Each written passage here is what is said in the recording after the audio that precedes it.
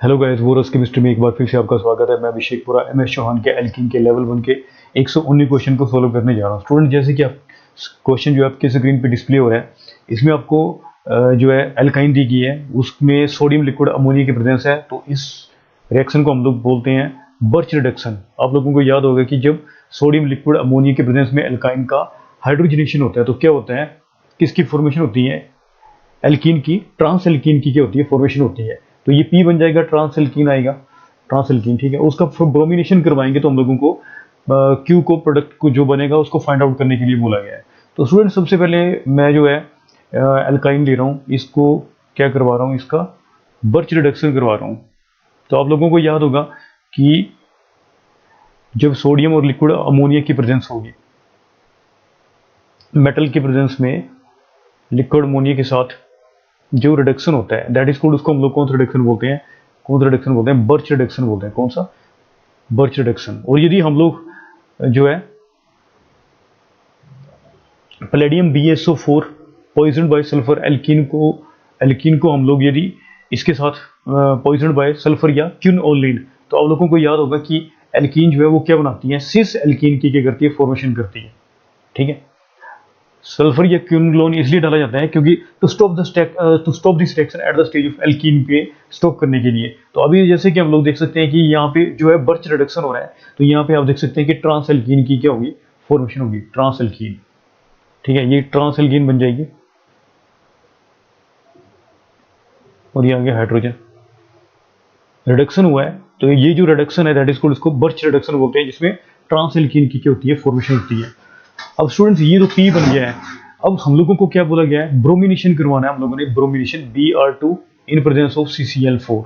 तो स्टूडेंट, आप लोगों को पता होना चाहिए कि जब जो एल्कीन का जब हम लोग ब्रोमिनेशन करवाते हैं तो कौन सा एडिशन होता है, एंटी एडिशन होता है, एंटी एडिशन होता है। तो आप लोगों को पता होना चाहिए कि जब आप लोगों को याद होगा, शॉर्टकट पहले भी आप लोगों को बता चुका हूँ कि जब सिस एल्कीन पे एंटी एडिशन होता है तो रेसिमिक मिक्सचर की फॉर्मेशन होती है। जब ट्रांस एल्कीन पे एंटी एडिशन होता है तो क्या होता है, मीजो कंपाउंड की क्या होती है, फॉर्मेशन। मीजो टाइप का कंपाउंड बनेगा यहाँ पे, ठीक है, मीजो की तरफ फॉर्म होगा। या इसको ज्यादा क्लियर करने के लिए आप बात कर सकते हैं कि जब सिस एल्कीन पे सिन एडिशन होता है, अर्थ्रियो बनता है। अर्थ्रियो वो होता है जिसमें दो एटम जो है क्या होते हैं, सेम साइड होते हैं, सेम साइड। दो एटम या जो ग्रुप जो है वो क्या होंगे, सेम सेम साइड पे होंगे, सेम साइड पे होंगे, सेम एटम जो है वो सेम साइड पे होंगे। और यदि हम लोग क्या करवा रहे हैं, ट्रांस एल्कीन पे यदि मैं सिन एडिशन करता हूँ, ट्रांस एल्कीन पे सिन, तो क्या बनता है, थ्रियो बनता है। इसी तरह से मैं यदि सिस एल्कीन पे एंटी एडिशन करवाता हूँ तो क्या बनता है, सिस एल्कीन पे एंटी एडिशन कराता हूँ तो क्या बनता है, थ्रियो बनता है। और यदि मैं ट्रांस एल्कीन पे एंटी एडिशन करवाऊं तो क्या बनता है, एर्थ्रियो बनता है। और एर्थ्रियो में क्या होते हैं कि जो ग्रुप्स होते हैं, सेम एटम या जो ग्रुप्स होते हैं वो दोनों सेम साइड पे होते हैं, सेम साइड पे होते हैं। अब जैसे मैं इसका रिडक्शन करवा रहा हूँ तो स्टूडेंट्स कैसे होगा इसका रिडक्शन, आप देख सकते हैं कि इसमें हाइड्रोजन का क्या होगा, एडिशन हो जाएगा, एडिशन हो जाएगा। ये आप देख सकते हैं कि जैसे कि यहाँ पे आ गया मिथाइल, या जो भी आप लोग लिख सकते हैं, मिथाइल आ गया ऊपर, ठीक है, और ये आ गया इथाइल, ठीक है।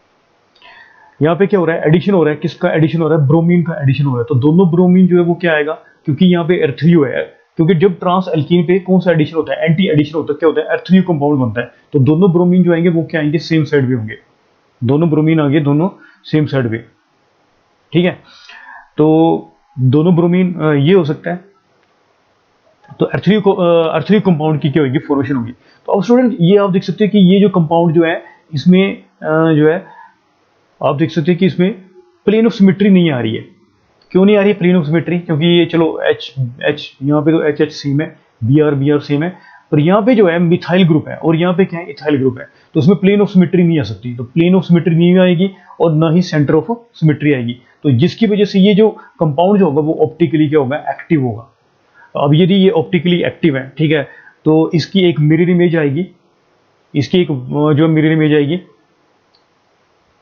इस टाइप से आ जाएगी, मिथाइल, ये इथाइल, यहाँ पे आगे बी आर, ठीक है, और ये आ गया एच। तो इस टाइप से आप देख सकते हैं कि इनएंशियोमर्स है, और ये दोनों जो है 50-50% होगा। तो जिसकी वजह से रेसिमिक मिक्सचर की क्या होगी, फॉर्मेशन होगी, रेसिमिक मिक्सचर, रेसिमिक मिक्सचर बन जाएगा। रेसिमिक मिक्सचर बनेगा। ये दोनों जो है एक दूसरे के क्या है, ये इनेंशियोमर्स हैं। वन जो है, वन ऑफ द इनमें से डेक्स्ट्रो होगा और दूसरा जो होगा वो क्या होगा, लिवर रोटेटरी होगा। एक प्लेन पोलराइज लाइट को जो है क्लॉकवाइज घुमाएगा और दूसरा जो है वो क्या करेगा, एक क्लॉकवाइज घुमाएगा और दूसरा जो होगा वो क्या करेगा, एंटी क्लॉकवाइज घुमाएगा। ठीक है, दोनों का एक्सटेंट ऑफ एंगल जो है दैट विल बी सेम। यदि ये सपोज करो, यदि ये 45 डिग्री पे घुमा रहा है, यदि ये 45 पे घुमा रहा है तो ये भी कितने पे घुमाएगा, ये 45 पे घुमा रहा है तो 45 डिग्री पे भी घुमा रहा है तो ये भी 45 डिग्री पे घुमाएगा। तो एक यदि क्लॉकवाइज मतलब जो है लेफ्ट पे 45 पे घुमाएगा और दूसरा जो है 45 राइट पे घुमाएगा। तो जो ओवरऑल जो ये जो बाइनरी जो मिक्सचर बनेगा, वो जो बाइनरी मिक्सचर आएगा, ठीक है, तो वो ऑप्टिकली क्या होगा, इनएक्टिव होगा, ऑप्टिकली इनएक्टिव होगा। लग गया पता। तो ये जो ऑप्टिकली ये जो 50-50% जो है, इसकी वजह से जो मिक्सचर जो बन रहा है ऑप्टिकली इनएक्टिव है।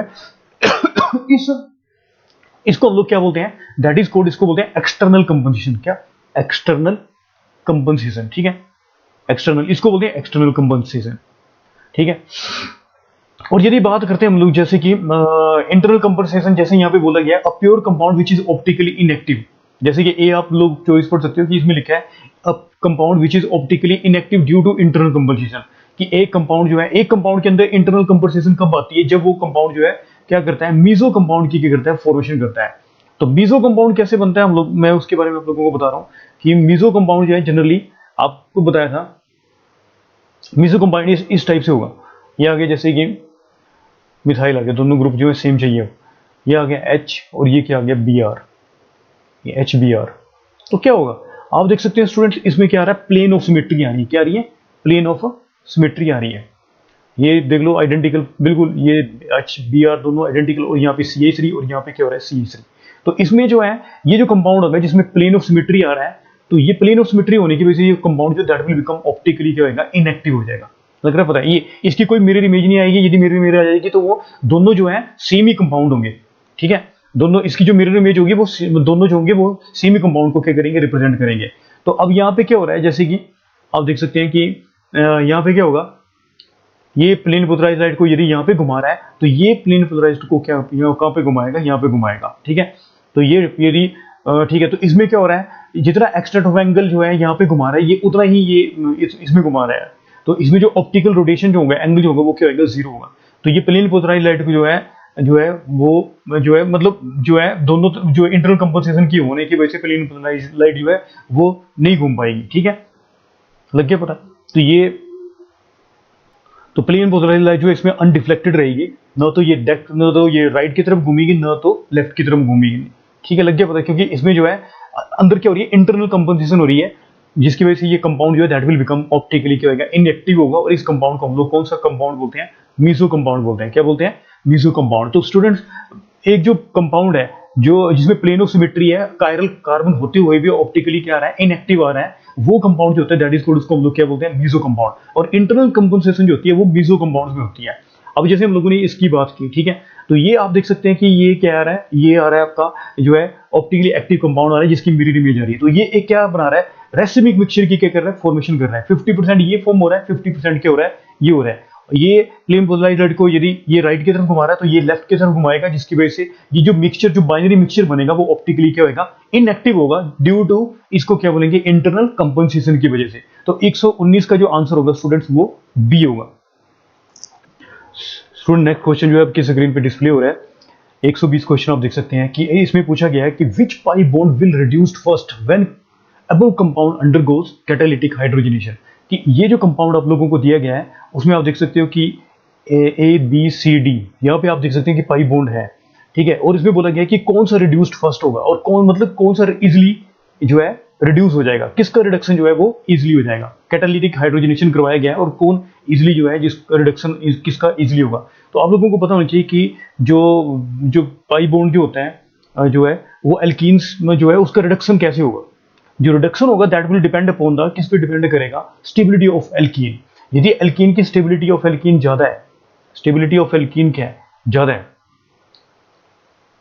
तो उसकी रिएक्टिविटी जो होगी वो क्या होगी, लेस होगी। Both are inversely proportional. Reactivity, यदि एल्कीन की रिएक्टिविटी क्या है, एल्कीन की रिएक्टिविटी क्या है, ज़्यादा है, ठीक है, तो वो स्टेबिलिटी क्या होगी, कम होगी। तो वो जो जो रिएक्टिव जो और रिएक्टिविटी जो होगी वो डायरेक्टली प्रोपोर्शनल टू क्या होगा, हाइड्रोजनेशन। क्या रिएक्टिविटी जो है वो डायरेक्टली प्रोपोर्शनल टू क्या होगा, हाइड्रोजनेशन के क्या होगा, डायरेक्टली प्रोपोर्शनल होगी। Reactivity is directly proportional to hydrogenation.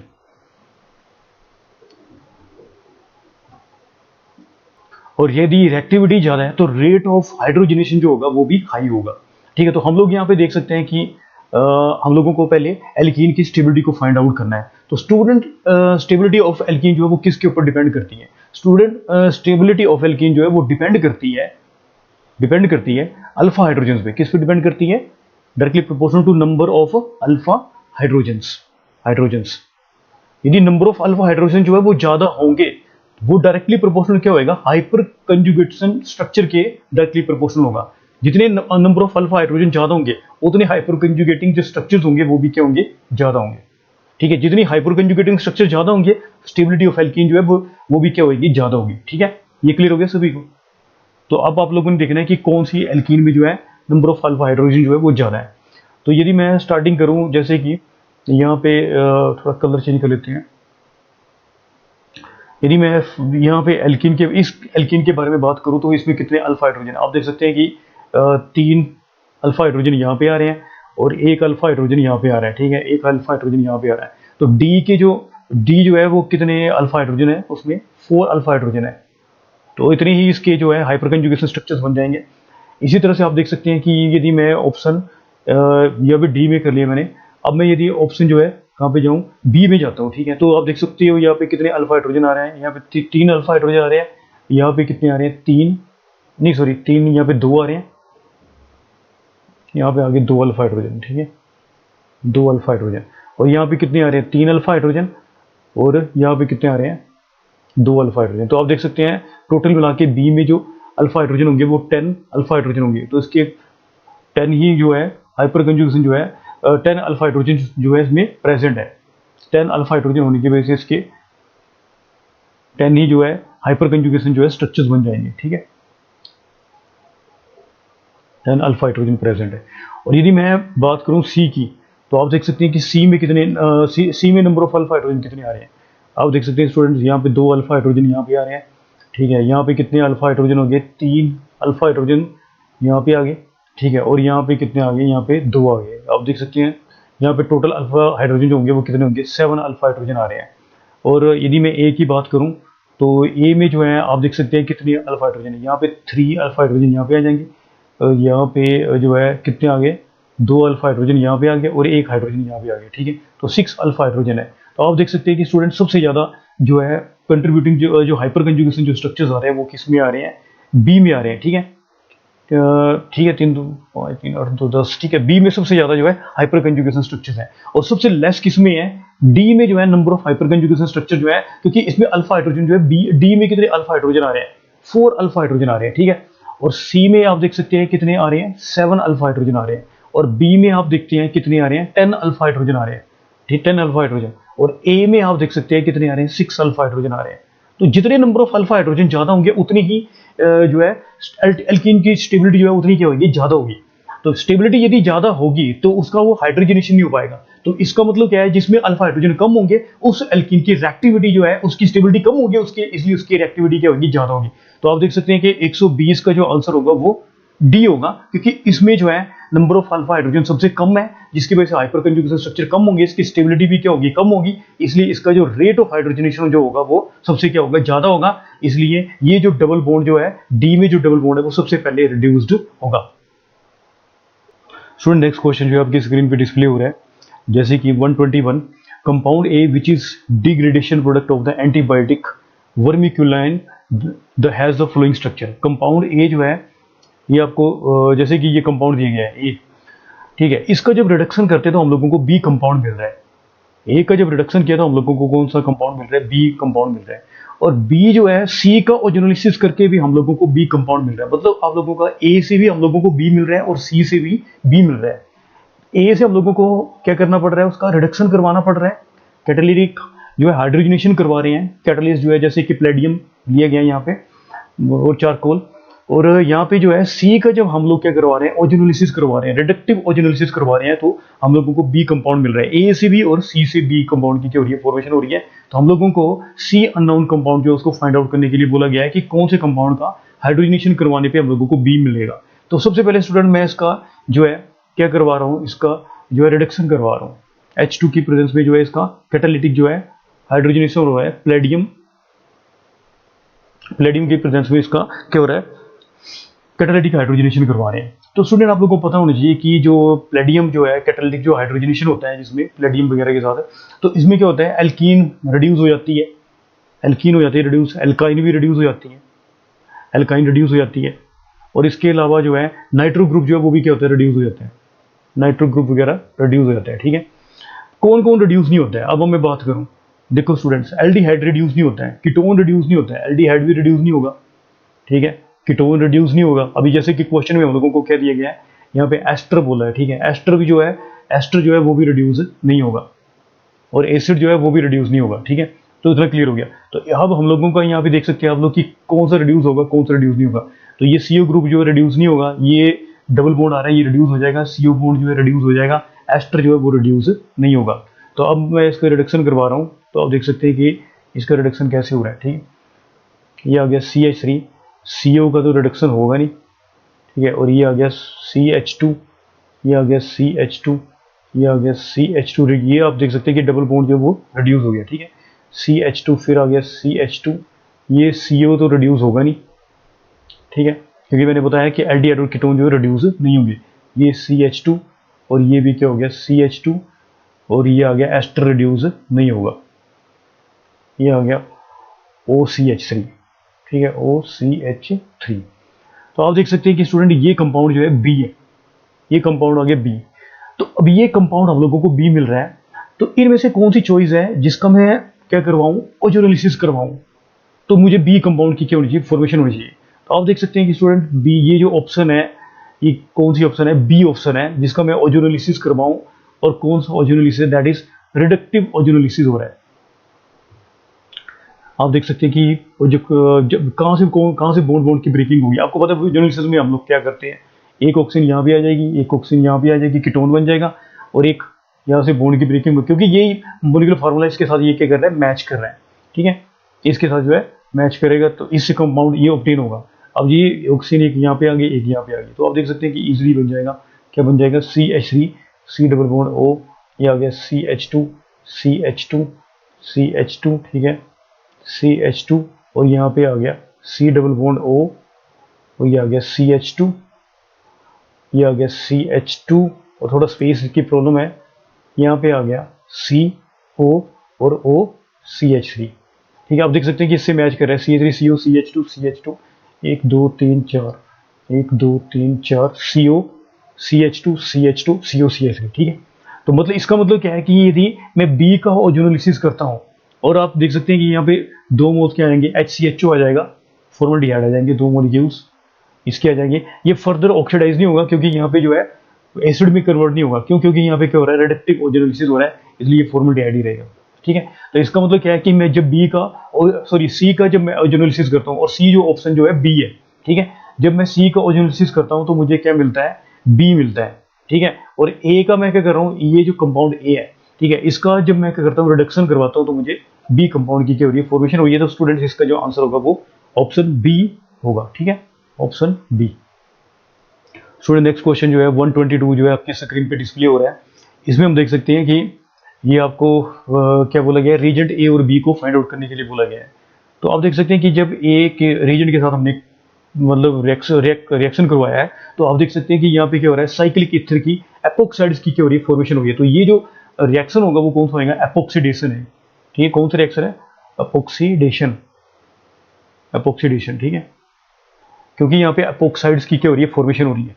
ठीक है, तो अपोक्सीडेशन के लिए किसका यूज होता है स्टूडेंट, आप लोगों को पता है कि पर एसिड का यूज होता है। तो ये बन जाएगा, ये ए जो हो जाएगा वो RCO3H, पर एसिड जो है इसको एपोक्साइड में क्या करेगा, एल्कीन को किस में कन्वर्ट कर देता है, एपोक्साइड में कन्वर्ट कर देता है, साइक्लिक ईथर की फॉर्मेशन कर देता है।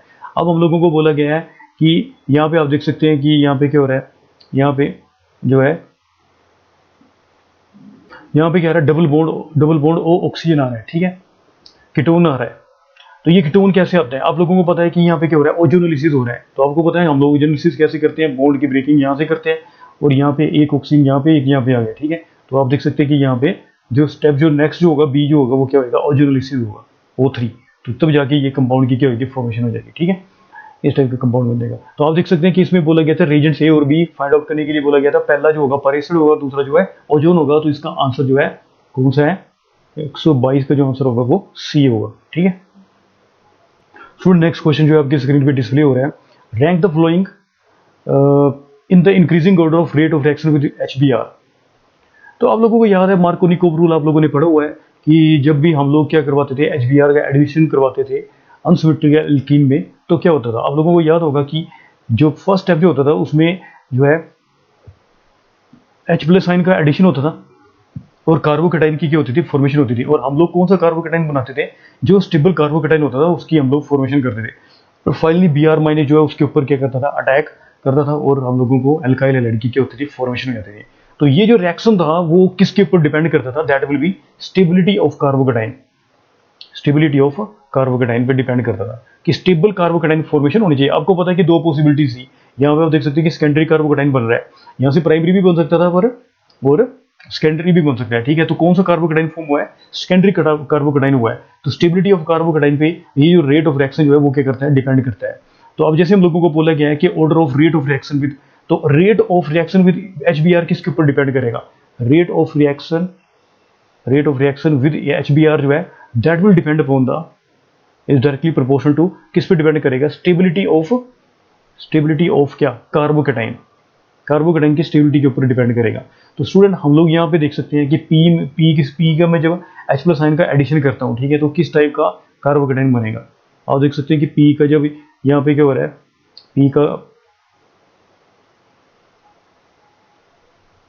पी से जो है कौन से कार्बोकेटाइन की क्या हो रही है, फॉर्मेशन हो रही है।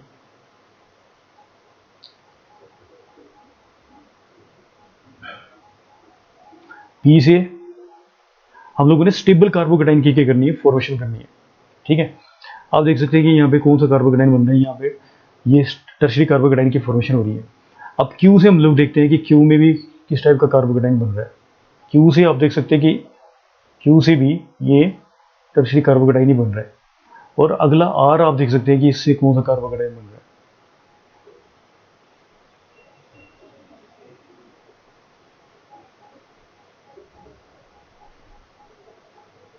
यहाँ पे भी आप देख सकते हैं, यहाँ पे ये कार्बोकेटाइन बन रहा है। अब तीनों में से हम लोगों ने क्या करना है, स्टेबिलिटी को कंपेयर करना है कि कौन सा कार्बोकेटाइन जो वो ज़्यादा स्टेबल है। तो आप देख सकते हैं कि कौन सा कार्बोकेटाइन जो वो ज़्यादा स्टेबल होगा। आपको पता है यहाँ पे लोन पेयर होते हैं ऑक्सीजन के ऊपर, ठीक है। तो क्या होगा, ये कार्बोकेटाइन जो है क्या हो रहा है, रेजोनेंस की वजह से प्लस M इफेक्ट की वजह से क्या हो रहा है, और ज़्यादा स्टेबलाइज हो रहा है। और यहाँ पे आप देख सकते हैं नाइट्रोजन के ऊपर लोन पेयर होता है, जिसकी वजह से ये क्या हो रहा है, कार्बोकेटाइन जो है वो क्या हो रहा है, स्टेबलाइज हो रहा है। पर आप लोग यहाँ पे देख सकते हो स्टूडेंट, यहाँ पे जो है कोई भी रेजोनेंस नहीं है, क्यू में कोई भी रेजोनेंस नहीं आ रहा है, ठीक है। तो इसकी जो जो स्टेबिलिटी है that is only due to hyperconjugation structures की वजह से ही, अल्फा हाइड्रोजन की वजह से ही इसकी स्टेबिलिटी है, ठीक है। तो अब हम लोग को दोनों को, अब यहाँ से तो क्लियर हो गया कि ये प्लस M की वजह से दोनों जो है कार्बोकेटाइन के हो रहे हैं, स्टेबल हो रहे हैं। P और R जो है वो प्लस M इफेक्ट की प्लस रेजोनेंस इफेक्ट की वजह से क्या हो रहे हैं, स्टेबलाइज हो रहे हैं। पर इन दोनों में हम लोगों को स्टेबिलिटी को कंपेयर करना है कि कौन किसकी स्टेबिलिटी ज़्यादा है। आप लोगों को पता होना चाहिए कि प्लस M इफेक्ट जो होता है वो नाइट्रोजन का ज़्यादा होता है एज कम्पेयर टू किससे, ऑक्सीजन से। क्यों, क्योंकि जो है इलेक्ट्रोनेगेटिविटी के बारे में बात करें, इलेक्ट्रोनेगेटिविटी, तो इलेक्ट्रोनेगेटिविटी किसकी ज़्यादा होती है, ऑक्सीजन की इलेक्ट्रोनेगेटिविटी ज़्यादा है किससे, नाइट्रोजन से। तो जिसकी वजह से ये नाइट्रोजन जो है इलेक्ट्रॉन को होल्ड करके रखता है, पकड़ के रखता है, जिसकी वजह से इसकी जो रिलीजिंग टेंडेंसी होगी वो नाइट्रोजन के कंपेरेटिवली जो है वो क्या होगी, नाइट्रोजन के कंपेरेटिवली जो इलेक्ट्रॉन टेंडेंसी रिलीजिंग जो टेंडेंसी होगी वो कम होगी। इसलिए जो इलेक्ट्रॉन जो है वो कौन इजीली जो है वो डोनेट करेगा, इलेक्ट्रॉन जो है वो इजीली डोनेट कौन करेगा, नाइट्रोजन जो है वो ज्यादा इजीली इलेक्ट्रॉन जो है वो क्या करेगा, डोनेट करेगा। जिसकी वजह से ये जो स्टेबल कार्बोकेटाइन, ये जो कार्बोकेटाइन जो होगा वो सबसे क्या होगा, स्टेबल कार्बोकेटाइन जो है फॉर्म होगा, ठीक है। तो आप देख सकते हैं कि सबसे ज्यादा स्टेबल कार्बोकेटाइन कौन सा है, आर है। उसके बाद हम लोग देखें तो पी आएगा, क्योंकि इसमें भी रेजोनेंस जो है आ रहा है, जिसकी वजह से ये कार्बोकेटाइन जो है वो स्टेबल कार्बोकेटाइन है। पर आप देख सकते हैं कि क्यू जो कार्बोकेटाइन होगा वो सबसे लेस स्टेबल होगा। क्यों, क्योंकि इसमें कोई भी रेजोनेंस नहीं आ रहा है। तो ये आ गया कार्बोकेटाइन की स्टेबिलिटी। और यही रेट जो होगा वो रेट ऑफ रिएक्शन जो होगा वो with rate of reaction with क्या होगा, HBr। HBr के साथ जो रेट ऑफ रिएक्शन जो सबसे जो फास्ट जो रिएक्शन होगा वो किसके साथ होगा, R के साथ, क्योंकि ये सबसे ज्यादा स्टेबल कार्बोकेटाइन की क्या कर रहा है, फॉर्मेशन कर रहा है। तो स्टूडेंट इस क्वेश्चन का जो आंसर होगा वो कौन सा हो रहा है, ये किसके साथ मैच कर रहा है, आप देख सकते हैं कि ये ऑप्शन ए के साथ मैच कर रहा है, इसलिए 123 का जो आंसर है वो ए है। तो इसी टाइप से के लेक्चर देखने के लिए चैनल को लाइक करें, शेयर करें, सब्सक्राइब करें। Thank you for watching.